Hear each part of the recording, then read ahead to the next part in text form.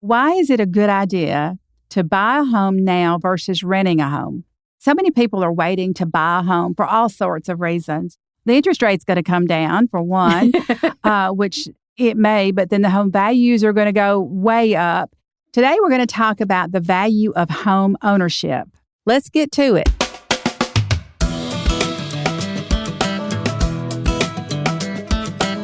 Hey there. Welcome to Your Real Estate Mama. I'm Jan Scott, and I'm here to help you navigate the ups and downs of buying or selling a home. I've been wrangling the real estate market for over 35 years, and trust me, with all this gray hair comes a whole lot of wisdom. I'm excited to share tips, a little humor, and plenty of encouragement to make your journey easier. Whether you're new or a regular, I'm so glad you're here. Follow the show for new episodes every week, and together we'll grow and help even more folks. I have with me today Rose, the mortgage gal. She's been with me before, and what an exciting time to have her back. My miracle worker is what I call my Rose. Today we're going to talk about the value of home ownership. So many people are waiting to buy a home for all sorts of reasons. They think the interest rate's going to come down, for one, which it may, but then the home values are going to go way up. Yes. So why is it a good idea to buy a home now versus renting a home? So great question. And of course, you and I both love to share this information a lot. And we seem to be doing a lot more ever since those 2s and 3 interest rates, from a few years back. So many people think those are coming back, and it's really not. We're going to get back down into the normal side, So, but rates are, changing a little bit right now. So we'll see where those end. That's a whole nother day conversation, of course. But yes, so home ownership versus renting, most people have heard, it creates generational wealth. We've heard that even in the political environment we've had, these last few months. We've heard that continuously. It's a known fact that if you own a home, you have more opportunities to own more stuff and have more equity and money, later. So we are building that wealth for our, generations. So, we also have tax advantages to where rent, we don't have a lot of tax advantages there for the rental side, but all interest that you pay is tax deductible on your taxes. So it's, that just helps overall your federal income tax return. The stronger communities, let's talk about, how that, if a neighborhood is mostly owners, you're going to have more pride. You're going to have more sense of, achievement, things like that. It changes the way you actually mentally think and look at things. I went through that when I was younger, and the rental side just, it's a different feeling than when you actually own a home. Right. When you kind of rent, people come and go. You don't have the longevity, the stability there of building relationships. With just what you said, think about our children. How do our children find stability if we're renting and we're moving apartments, we're moving homes continuously? That's going to play a big factor into their learning capabilities, their stress levels, their overall health. So it definitely impacts families in a health situation as well as, the mental and just the stability. I think that says it all, the stability of your family, of owning your own home. And the property value. When you purchase a home, it's as simple as, so we purchased our home in 2021, and within 1 year, we did a few upgrades, but because of the environment that we were in, they took, we were able to actually get that PMI. Remember us talking about our private mortgage insurance. So I only put 5% down on my home in 2021, but in 2022, late 22, we were able to get a reappraisal done because of some upgrades that we did, and we were over $100,000 of equity in the home. So we were able to get the PMI gone. So we were able to. It's amazing. Yes. I mean, you instant wealth almost. Yes, absolutely. Money that you would have never had you still been renting. That was $175 off my mortgage payment that we saved because of the equity from the home growing, the value of the home growing there. So yes, it's huge. I mean, the home ownership versus renting is just, it's a no-brainer if you can do it. Right. So, and you're the perfect person to show them how to do it because of all the different loans now. I mean, yes, there's really a lot of creative ideas out there to get people in homes. Correct. That you can kind of show them how to do when they're not sure what they need to do is just come to you and sit down and spend a few minutes with you and let you see their situation. Yes. We can ask sellers to pay closing. We can ask sellers to, build in some whatever they need to get them in that home for the least amount possible. Right. There's so many different options. And I guess this kind of goes, can go right into our down payment side. Let's kind of just talk about that a little more and kind of just go through really, those options that you just mentioned outside of sellers paying, closing costs and prepaids. What if our loan, requires a down payment, and, they don't qualify for that VA loan or the USDA loan with 0% down? How can they actually do their down payment if they don't have those savings? First and foremost, I'm going to try to always work with my clients to teach them and help them start that savings process and kind of set plans and things in place so that they're purchasing at the right time. Exactly. The main thing that I hear you saying is they need a plan. Absolutely. When they come in and talk to you doesn't necessarily mean that they may be ready at this moment. Correct. But what we need is a plan. So you can look at their financials and you can say, pay this off or save this much and let's do it. And then maybe 6 months or a year down the road, the main thing is they have a plan. Absolutely. No plan, you're not going anywhere. If you don't have a plan, if you don't start doing it, then you're not going anywhere. But absolutely, you want to make sure that lease you're in is your last lease ever that you have to sign. Yes. Let's talk about the down payment options. So we talked about the 20% down. Not everybody can do that. You just heard me say that I couldn't do that, and I'm 48 years old. And, 5% is a lot of money plus your closing costs, because I had to pay my closing costs and prepaids, so there's a lot of money that goes into that.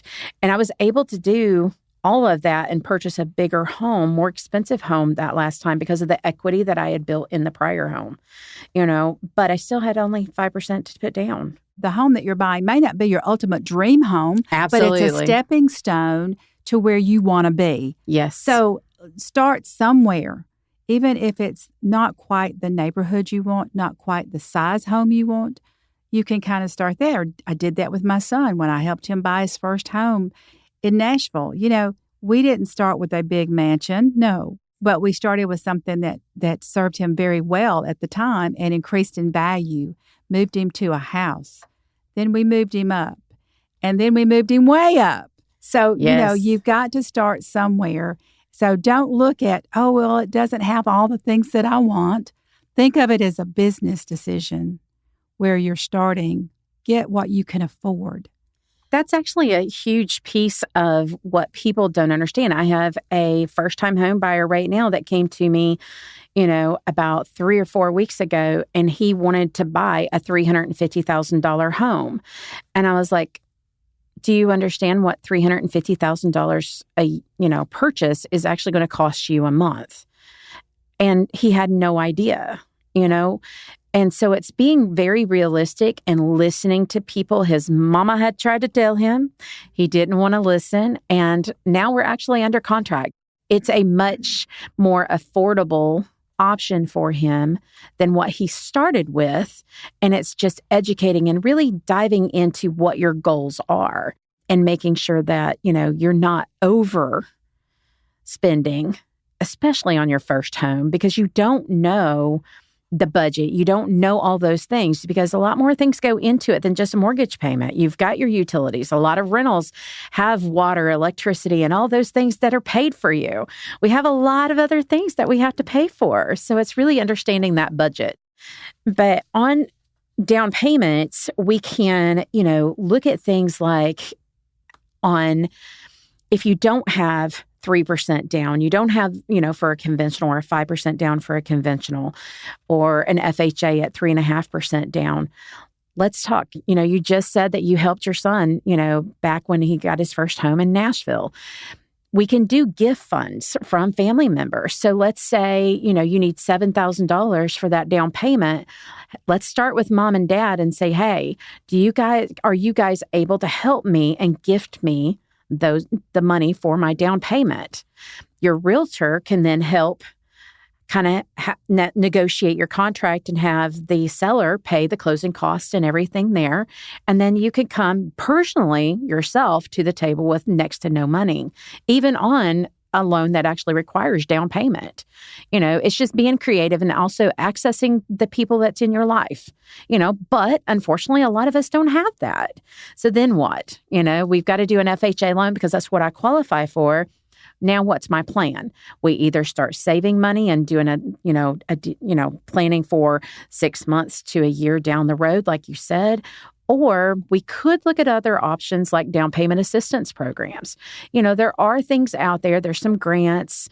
Some of those are forgivable. Some of those are that, it's kind of like a second mortgage that you put back there. It's usually, a small payment. But again, that goes against our debt to income also, but to get us into that home, sometimes that is the options that we have to use. Exactly. I've always said, and I've said this in my other episodes, you need a great team. Yes. It's imperative that you get a great realtor that understands the system, that knows, that has the great people, the great lenders, the great title companies, the great people that can help them. Wisdom and knowledge is always something that you need to surround yourself with to make your plan. It's really important to have that team because, again, your realtor, your loan officer are going to really work together. These are conversations that I'm going to have with, Jan or, whichever realtor you're using, because they can't negotiate that contract for you if they don't understand the full picture also. I had, and there are good loan officers and there are bad loan officers, and there's good real estate agents and there's bad real estate agents.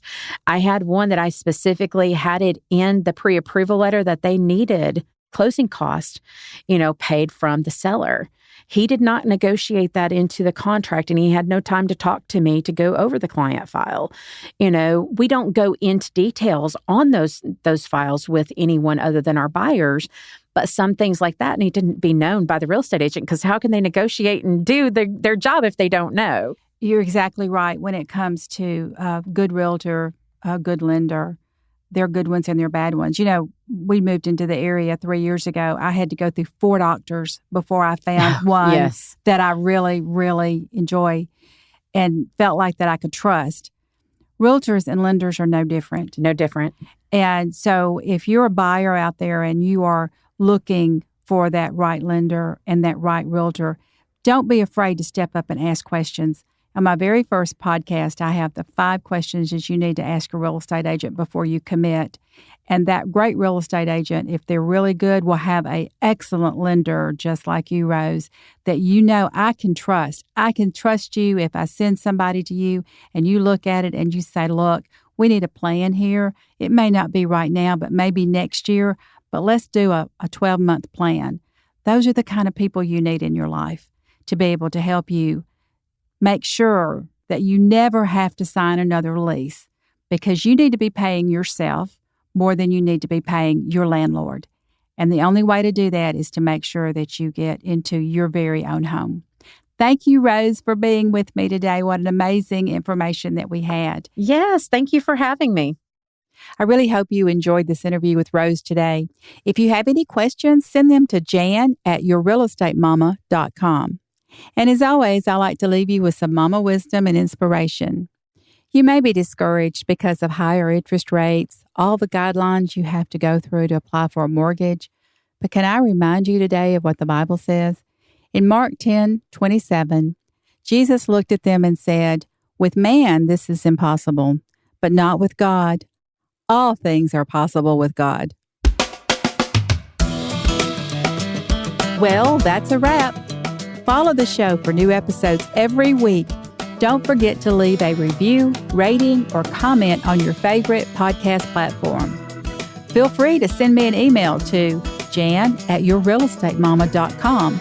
I love hearing your questions and comments, and I'd be happy to help you find a great real estate agent anywhere you live. Be sure to follow me on Facebook at Your Real Estate Mama Podcast. Until next time, y'all take care. Happy house hunting, and remember, you should always listen to your mama.